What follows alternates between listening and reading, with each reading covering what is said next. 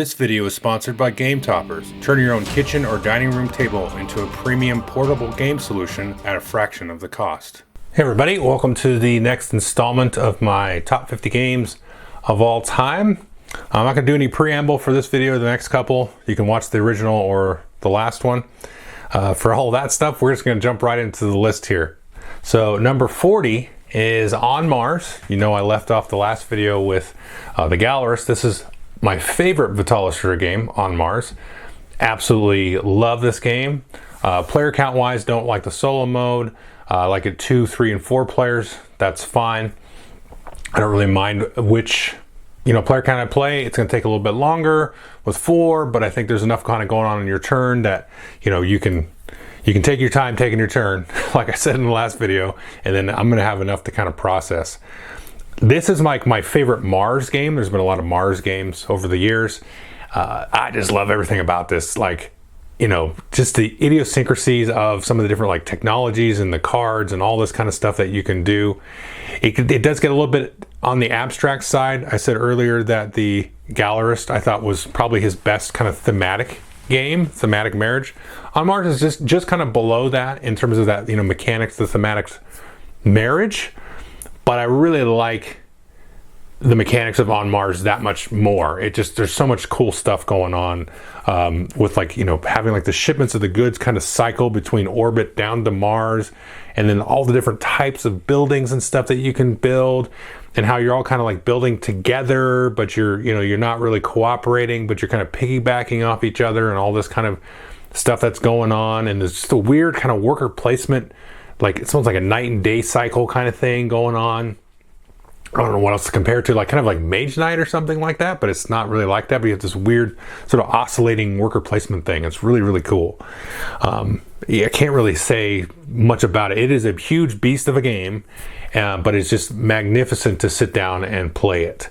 Now, the alternative, because I'm doing alternatives to some of these, would be Gaia Project, which again is it's a space-themed, big, huge, beefy Euro game.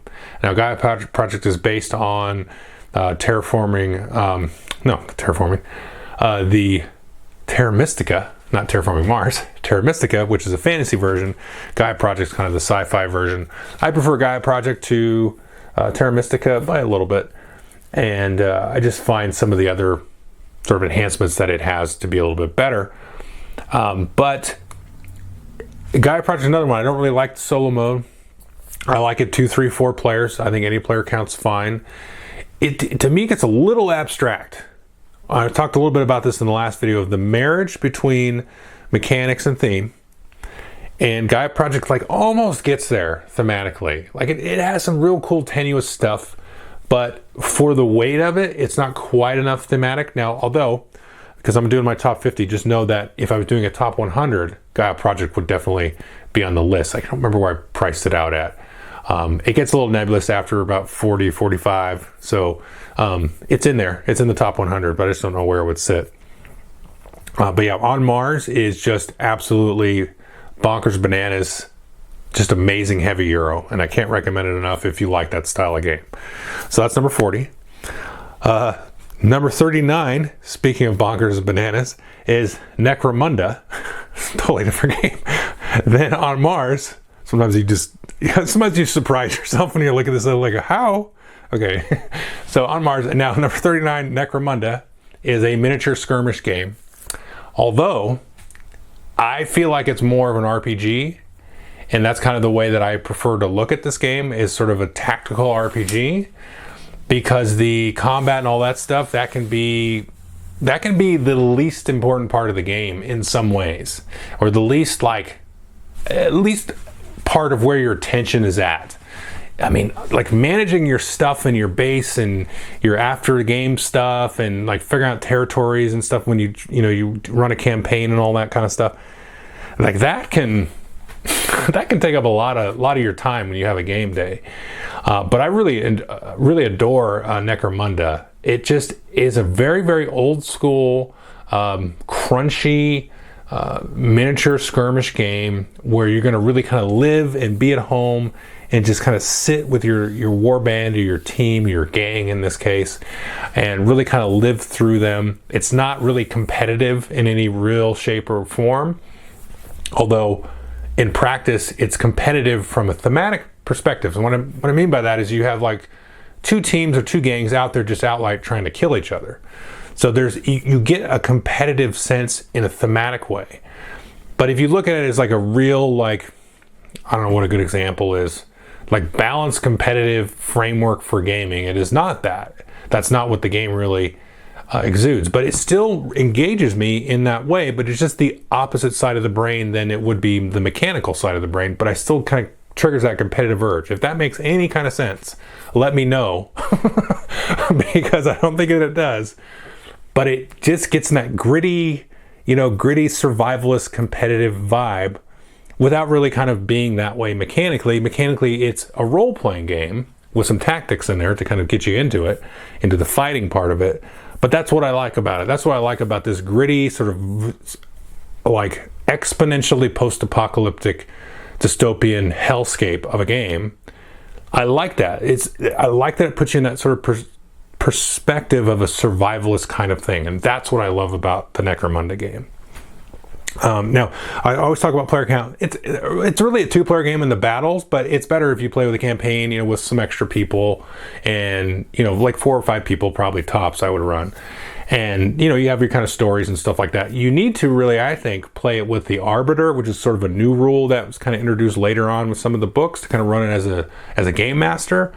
The Arbiter can also play like their own gang, or they could maybe play the oh gosh, I'm forgetting the name of them. The police squad, the police gang. You could play as them or something, or whatever you want to do. You can play as another gang and just kind of be like the ruling gang. And so build up a narrative arc and stuff like that. So you see what I mean with an RPG. It's really designed for that sort of experience, but for people that really want to kind of get there down and dirty with the tactics and the dice rolling and all the different mechanics and stuff like that. So the alternative game that I have here could not be more different than Necromunda. And that's Warhammer Age of Sigmar Warcry. So it's Necromunda sci-fi, Warhammer Age of Sigmar Warcry is fantasy. It's a very much more lighthearted approach to the miniature skirmish game. When you play your campaign, there's not a lot of like customization that you can do, first of all, to your warbands. But each player is kind of like on their own little quests. So you just play each other and you kind of interact with each other. So it's this sort of thematically like this thing called the Paths of Glory. Everybody's kind of like wandering the wasteland of the Chaos Waste, right? And they're trying to get Archaon's favor, and they're kind of like all on their own little like murderous crusade. The two games have that in common. But you can kind of play scenarios that don't really have anything necessarily to do with each other. Once in a while they will, because you have like a sort of final scenario to kind of finish your quest and get your glory points. But it's almost like you're just kind of haphazardly interacting with these different people. So you can just start your own campaign and just go to the store or play with your friends, and you just kind of keep track of your own stuff, and then you kind of level up, and then you will finish the campaign. You can pick another one and go on from there. So it's very loose and haphazard and all that stuff, and it's like I said, it's kind of the opposite of Necromunda. It's kind of like very beginner friendly, relatively, the Necromunda, and you can kind of play fast and loose with it. There's not a lot of setup time. It has like its own kind of packaged boxes you can get, very specific terrain setups that you can do, and you can reuse the terrain in a lot of different ways and configure the map in a lot of different interesting tactical configurations and all that stuff. So it's a little bit more easy to get into and that kind of stuff. It's a lot of fun too. And it has kind of a cool like dice activation thing. I think I talked last week about the claustrophobia game, so it's almost like a little flavor of claustrophobia there with some of the special ability powers and stuff that you can trigger off, which is pretty cool. Anyway, so that's number 39, Necromunda, just an absolute beast of a game. Now, number 38 is a game called Civilization New Dawn, and this one I would recommend with the expansion. I think the expansion is necessary to play this game. I would not play it without the expansion. It is absolute blast with the expansion. I would say player count wise, I wouldn't play it with the solo mode. I didn't like that at all. I played it up to 4. 2, 3, and 4 players I've played it, and it's just a lot of fun. So it is a kind of a streamlined, pared down, almost Euro-esque, almost Civilization game, and based off the Civilization video game. It's got the Sid Meier's license, so you got some of the similar artwork and all that kind of stuff. It's really, really good. Like, it's way better than I thought it was ever going to be when I first tried it. And again, you need the expansion. I did not like it when I played it without the expansion. This is years ago. Got the expansion. Everybody was saying, you got to try it again. So I did, and I was like, okay, good. This works really, really well. And it has this interesting bit where you're trying to take over territory and stuff like that, but that's not really what the focus of the game is. It has this really kind of ingenious way that you're still going to fight and have little wars and stuff like that, but it's not quite as like catastrophic as some of these other kind of map exploration 4X style games can be. But you have these other kind of ancillary goals of trying to complete these different objective cards and get points that way. And this is a couple other things, but it's not super complex. It's a little on the complex side, but not that bad. And it just handles some of the interesting little details of Civ games in such a cool, elegant way. You're like, oh, that's so clever how they did that. Because you could have turned it into this like whole mini game thing and this extra thing that you have to think about, but it just works out really, really well. And I really recommend it if you like Civ games and you want kind of a quicker one. It only takes a couple of hours to play, especially when you play with like 2 or 3 people. Then it's going to go pretty quick. Now, the alternative to this is another game I really, really like. It's called The Golden Ages. Now, The Golden Ages come out from Stronghold Games. It's got an expansion, which I think is not as necessary as the expansion for Civ New Dawn, but I still think you should get it. It just makes the game a little bit better, I think. But I think it's fine without it. But this is a definite Euro game style Civilization game. It's very Euro-esque.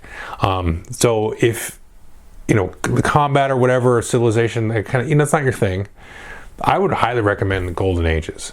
It's just a unique, fun Civ experience. And again, this is one that is not really like a lot of other games that I've played. And I really recommend folks at least try it, just to see that it's possible. Because there's always this kind of like grail idea of a game that was like, I want a Civ game and I want it to be like an hour and a half, 2 hours tops, and just be very elegant and Eurofied mechanics and not a lot of like, backstabbing and trading and dice rolling and big wars and combat. That's kind of been the holy grail. And to me, Civilization New Dawn kind of takes the cake there, but it's going to turn off some people that don't want really any kind of interaction. Although Golden Ages has some, but it's definitely a little bit more gloves off, or gloves on, I should say, in the Golden Ages. And I would recommend folks give that one a shot. Anyway, so that's number 38. Number 37 is the Castles of Burgundy. It's a Stefan Feld game. Probably needs no introduction. It's not my favorite Feld, so there'll be another one up on the list there. I really like it. I got the new one coming, the collector's edition or whatever it is. Really excited to play that. This one has kind of fluctuated. In certain terms of my list, it could have maybe been in my top 100 before. Now it's kind of crept back up because it's been one that the family has kind of been able to revisit and play quickly and without too much like refresher in terms of the rules. And so we're able to pick it up and play quickly again. And there's just a lot of fun stuff going on, and my game group has been playing it.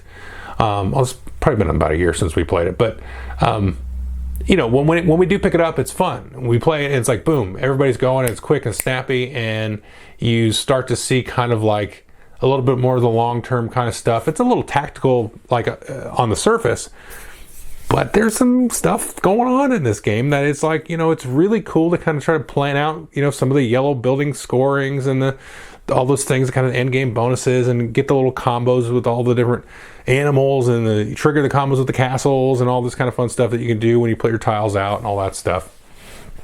It's just really accelerating. There's a lot of fun expansions and stuff that I've tried with it. The different maps are really fun to play with. It just adds a lot to it. I'd play it 2, 3, or 4. It plays really quick, like a fun little 2-player game. I remember when we played at lunch at work one time, we knocked out a game in like 45 minutes. We're like, screw it, let's play Castles of Burgundy. And so we played it back and forth, and we were just going and just having fun and not really paying attention to each other, but we really liked the game. So it was like, oh, let's just knock it out. And you can do that, or you can play a little bit longer of a game and be a little bit more strategic and thoughtful about it. But it's a game that can kind of live in a lot of spaces and stuff. So I'm excited to play the new one when it comes out. The alternative to this one I have is called Jorvik, which was originally Spikerstat. Now, Spikerstat, you needed the expansion, I thought, to make that game really good. And the expansion was called Kreisspiker. Jorvik takes that sort of strange, like, German Middle Ages shipping game with, like, fires and warehouses, and turns it with, mixes it with a Viking theme, which I thought kind of, like, to me, detracted a little bit. I don't know. The game is so, talking about dry games, the game is so dry, I think, that if you throw a Viking theme on it, just, like, doesn't fit. You know, it didn't fit to me, like, because it's this glorified funky auction game, and I like that to me Vikings is not a Viking thing. I'm not doing a Viking thing right now by putting this worker down to bid on this like track of goods. It's another one similar to the Golden Ages, though. I would recommend people try it if you can somehow magically find Spikerstat and Kreisspiker, because I think it needs the expansion to be like amazing. Spikerstat by itself is, I don't know, it's an acquired taste. We loved it, and I like it at all the player counts, 2, 3, 4, and 5, because it's absolutely cutthroat, like stab the person across the table in the temple. 5 players. We've had a lot of games of this one that are just like, yeah, they got like testy in the best way. Let's just say that, because yeah, it just gets crazy. So the expansion, though, loosens it up a little bit. The game without the expansion is like way tight, and you got to be ready for that. And it's like let's say a knife fight in a phone booth. That is 5-player Spikerstat. If you want to just loosen the door a little bit, you can throw in the expansion. That's what Jorvik has, and Jorvik I think is more readily available. So for me, the Viking theme, it doesn't work. But if you want to get it, you can probably get it at bargain prices. I would get it. It's a fun, like, friggin' weird, wonky auction thing. There was that other game that came out. What was the name of that one? Capstone did. I can't remember. It was originally like in a shoebox from like 2005 or something. It was this weird spatial auction game. Jorvik or Spikerstat is in that ballpark of just like absolutely mind-taxing, but simple. The game's very simple, but absolute mind-taxing auction-style game. And it's a Feld game. That's why I throw it in here, Castles of Burgundy. Completely different animals, those two games. Jorvik and Castles of Burgundy, completely different worlds. Okay, so that's number 37. And speaking of different, number 36 is Eldritch Horror. This has been kind of a staple in my collection. I've got all expansions and stuff for it. They're not creating anything new for it, although I think they're still producing it and making it. I think you can find it. Well, I'm not sure. I think it's been a while since I've seen a copy in the shop. This is my favorite in that kind of Arkham Horror style of game. It's Arkham Horror, but it's over the whole globe. And I just love like picking random expansions, throwing them together, playing through. It has a very adventurous sort of vibe to it. And, just kind of like, kind of going along and seeing what happens. Almost like if a lot of people like that Fortune and Glory game, which I've never played. But this feels like that how I imagine that game feels. Is you're on this big, pulpy, world-traveling adventure, and there's all kinds of crazy demons and monsters. And you're going on these different sort of quests and things like that and trying to get different weapons and items, but it's all just absolutely nuts and bonkers. This one, player count wise, I think we played it 6-player one time. Don't do that. You probably want to cap this one at 4. It's great solo. I love playing it solo. I usually, when I play solo, 2-fist it. I play the 2 different heroes and stuff like that. 3, 4 players, it's fine. There's a wonkiness with a player count, and I can't remember if it's an even or odd number of players, so you want to add in or subtract a character based on that. I can't remember. There's a funky sort of thing with it. It's not a huge thing, but if you go on BGG and look it up, look that up about the odd or even number of players, because it does something to the difficulty of the game. It's not a big deal, but yeah, this is one of those like easy plug and play, quick setup. Grab this deck of cards, grab this extra map from one of the expansions, set up and go, shuffle the decks, and then you're off and you're just running to see what happens, and you're trying to, fight the big bad at the end. And you usually lose. I've lost this more than I've won easily. But it's fun that way. I like that easy to get into, accessible kind of adventure. Now, the alternative would be Mansions of Madness 2nd Edition. I would probably argue I talked a little bit about this in my first video in the series. I'll talk more about it in the last one. I would argue Mansions of Madness Second Edition is probably a better game design than Eldritch Horror. There's been some really epic, fun, just massively fun experience I've had playing Mansions of Madness Second Edition. You got the app, you got the different quests and stuff you can do, and just this whole thing about some of the characters going crazy and turning traitor at the last second that just make it ridiculously fun at the very end. And it's just, some of them, there's just lots of different vibes and stuff like that you can get out of that game. I don't know how readily available this one is compared to Eldritch Horror. I'm not really sure. I know they both have kind of sunsetted new game production on this, new expansions, but I don't know. But Eldritch Horror is just much more easier to get in and play and still have a lot of fun, crazy, wacky scenarios. But I would recommend you try either of them, actually. So that's number 36. Number 35 is completely different again. This is going to be a theme going for the rest of these videos. Number 35 is London 2nd Edition. This is a card game from Martin Wallace. He had the original one he published under his own banner of Tree Frog Games, and now Osprey has the new one. I really like the new one. It does some great improvements.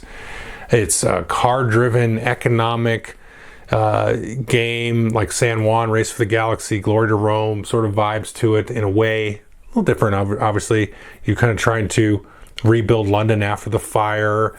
You're taking loans. You're building up these different types of buildings and systems and workplaces and schools and everything for the people as you rebuild London. I just love that whole theme of that. And it's really, really tight and fun and just so different and unique. It's an economic game and it's card driven and you're building these routes, and love it at all the player counts, 2, 3, and 4. That's fine. There's no solo mode as far as I know for this. And it's just fantastic. It's great. This is another one easy to get into, relatively easy to teach. You know, it's got some complexity there. Above your standard like Monopoly game and stuff like that, but it's not too bad. I really, really enjoy it. Now the alternative to that would be Hallertau, I would throw out there, because that's a Uwe Rosenberg game. It has very card-driven sort of ideas. It's a little bit more of a worker placement game, but you're really trying to build up like a card engine, but in a completely different way. London is much more card-based, but Hallertau, if you do things right, you can get it and start to chain a bunch of cards out kind of towards the end of the game as you build up your resource engine and build your big old like town center type of thing, and you know, swap resources like every Uwe Rosenberg game. We get these resources to swap for that and get points. I would recommend that as an alternative, because that's the Hallertau is like kind of like your more traditional kind of Euro game with lots of cool card stuff, and London's kind of its own like beast and its own unique kind of unicorn of a game that's a card-based board game Euro economic thing. But yeah, so if you want something a little bit more traditional, Hallertau is a really good example of that and would probably slip into my top 100 speaking of that.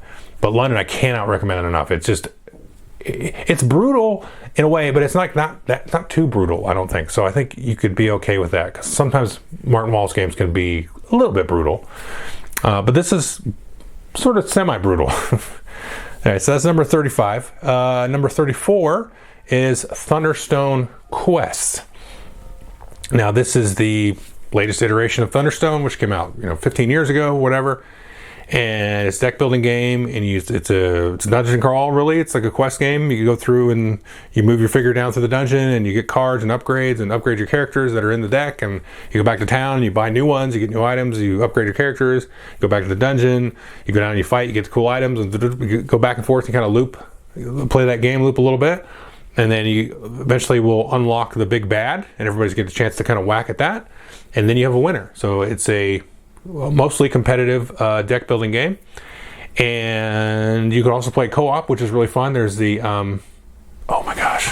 the Barricades something. I'm having a brain fart. The Barricades expansion, which makes it solo or co-op, but that's really cool. It's also very tough, actually. I don't know. I kind of like it both ways. I like the co-op side. I like the solo stuff. I like the competitive side. I like playing through the campaign competitively, because it's like, oh, well, okay, so you won the game, so you get to keep a card or something like that. I can't remember exactly. And then you play again, and you just kind of reset, and then you reset your decks, and then maybe the one guy keeps the card, or everybody keeps the card. That's right, sorry. And you pick a card, and you just kind of play through 6 games, and it's not like, it's cool because it's like, the town is just like way more realistic than most RPGs and everything. Like if there's a problem in the town and the evil like demon fairy lady in the forest is messing up everything, you don't ask one group of heroes to go, you five, you're the five that are going to do it. No, you go up and ask everybody. Everybody you can get your hands on to go do it, and everybody's fighting it. And then at the end, there's one group of heroes that did best, and so okay, you guys win. You guys are the real heroes. We all contributed. Okay, we all get our participation trophies, but you get the big trophy because you won. And so then you play it again, and then the next thing, and you go like, that's cool. I like that. Like that actually, that's not something like that would obviously be interesting or thematic or fun to me, but in this kind of setting, it actually works.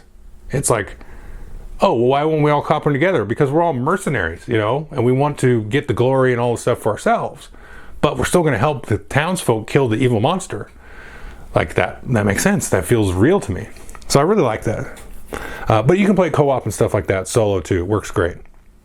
And it's fun. Like has a very good sort of story arc to each game where you feel like that big ramp up and you just feel more and more powerful. And it just does a great job of that whole thing. It just really gets your juices going, and it just works with that deck building mechanic really, really well. And this is coming from somebody that did not like the original Thunderstone at all. It just didn't do it for me. But they've really kind of iterated over this design over the years, and I think it really got to a fine edge there. Now the alternative here is Lords of Waterdeep. And this is a 2 to 5 player game, and I would play it probably at any of those player counts, frankly. And I like it because the reason I kind of link it with Thunderstone Quest is because it's a fantasy sort of setting, but it's a different kind of vibe on it, right? So it's a D&D game, Dungeons and Dragons, but it's a work placement game. And you're building buildings, and you're working for the Lords of the Waterdeep, and you're recruiting warriors and clerics and rogues, and you're going on these little quests and spending them. Like you're just getting mercenaries and spending them, and just, go do this quest, go do this thing. And all stuff, and it's cool because it's like this sort of like the part of D&D that nobody talks about, like how do the civilization, the governments, and all these sort of aristocrats all function. You're always the adventurer, like the lone crusaders out in the wilderness, doing your thing. But it's like, you can make like a game in this world that has all of this kind of other stuff going on, which must exist at some point. And it's really fun and it's easy. I played it with the family, the game group, and it has some real unique and interesting mechanics with some of the intrigue card play. That's something I haven't really seen in many other games, especially when it came out. It's a fun game. And like I said, I played at any player count, 2 to 5. Anyway, so that's number 34. Number 33 is Cryptid. That's from Osprey Games. And this is a game that is like a deduction game, not a social deduction game, but a pure kind of deduction game, like you think of Clue or any of those kind of games where you're trying to find like the one sort of final solution by process of elimination. Everybody's trying to find, in this case, the location of the cryptid, or like the boogeyman or Bigfoot or whatever, Sasquatch. And you're trying to do that. And I just absolutely love this game. And there's something about this game that's probably just unique to me, and I think one other content creator, but I don't want to say his name to embarrass him because he may not agree. But I know this guy. We'll call him David. But he seems to really like this game too. And we played this game together at a convention one time, and I was like, oh, you like this just as much as me, so I'm not a freak.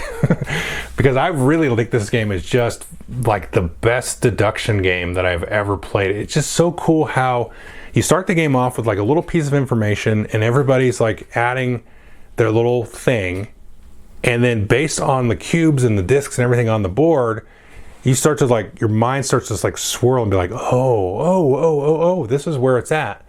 And the only way I can kind of talk about it, other than just, reviewing the game, would be, it's kind of like Kingdom Builder in a way that Don, speaking of deck building games, Dominion creator Don Vaccarino, Kingdom Builder has this weird kind of thing where you kind of like, on the map, you kind of encroach on this final point, completely different idea. But Cryptid has that same sort of spatial visual thing where you're like zeroing in on the spot where the cryptid is based on the kind of sharing of information on this sort of central map. It's just really cool. It's just so fun. then I cannot recommend it more. I don't know that I can't remember. I played this a lot. I don't think I've ever played it with 2 or anything. I'm not even sure it plays with 2. I think it only plays with 3. But yeah, 3, 4, 5. Yeah, definitely. I don't think it plays with 2. I'd have to look at the box. 3, 4, 5 though, great, perfect. I like it with 5. Doesn't matter to me. Little story. So I hate to say this because it sounds like I'm bragging. So one time I won this game 5 times in a row. Like, as I got to like basically like a very zen place with it, and one of those times was a 5-player game. I won it on the first turn. Now I went last, so there was 4 turns in front of me, and I was like, you know what? Like, I'm in the zone. I just guessed the thing, and I won the whole thing on the first turn, on my first turn on the 5th turn. Yeah, there was a time when I was like playing this a ton, and I wish there was like a Cryptid Championships or something. I probably would. I played it after that period of time and like not done that well, but I mean, I've still won since then. But yeah, there's something about this game. It just seems to sing to me. Oh, now the alternative would be Decrypto, which is like code names, but like amped up gamer code names. And Decrypto is not something that you could really play, I think, with the family groups or anything like that. But it is something else. And it is one of these kind of, it's pretty simple mechanically, relatively.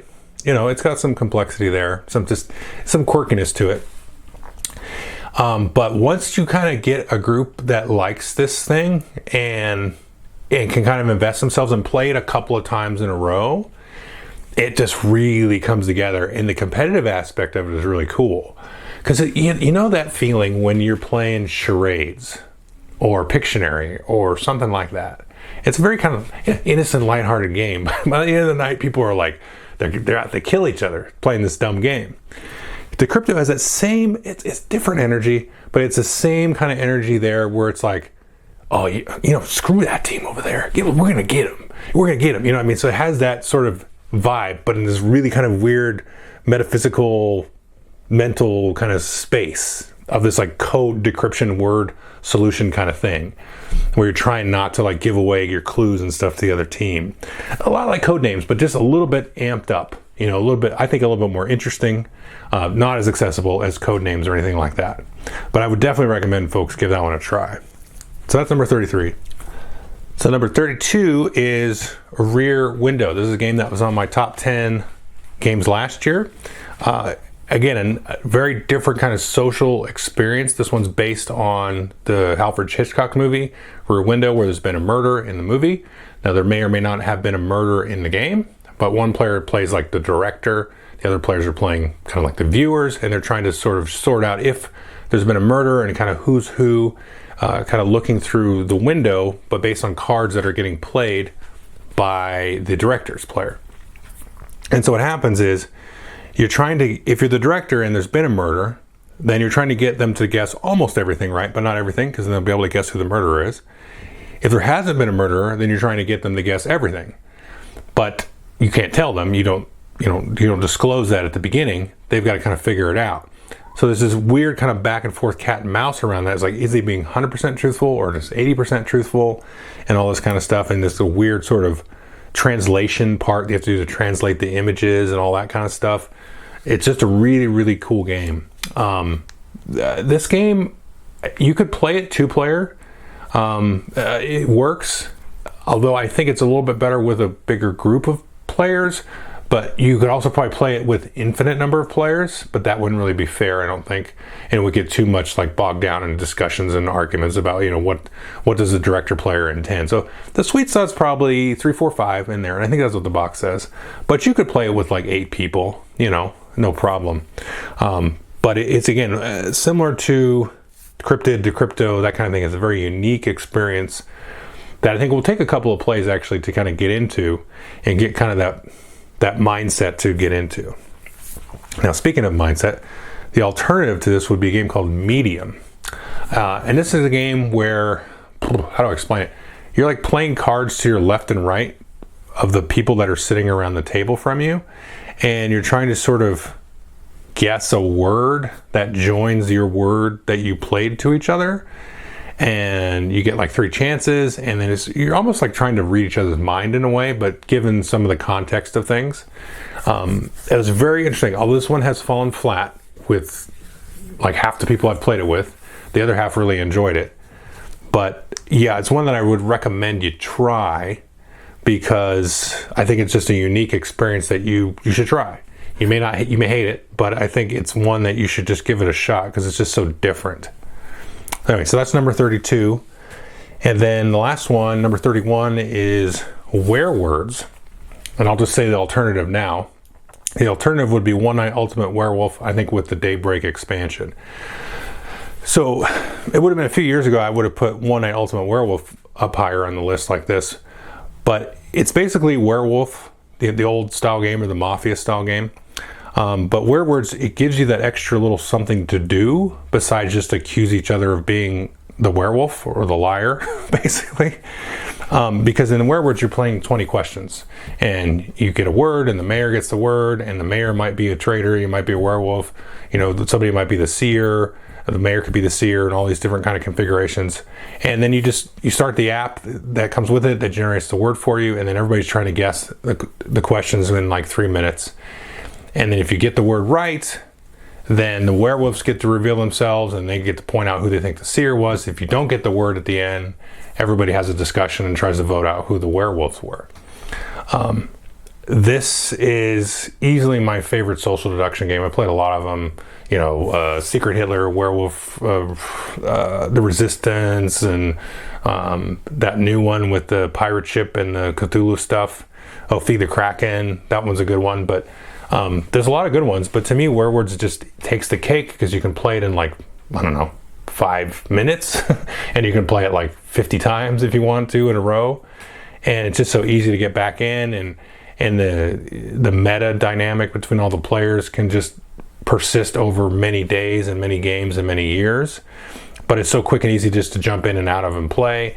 And it gives you, again, with the Werewords, with the 20 questions angle, the ability to do something else other than try to socially deduce who gets caught, pointing the finger in the wrong way.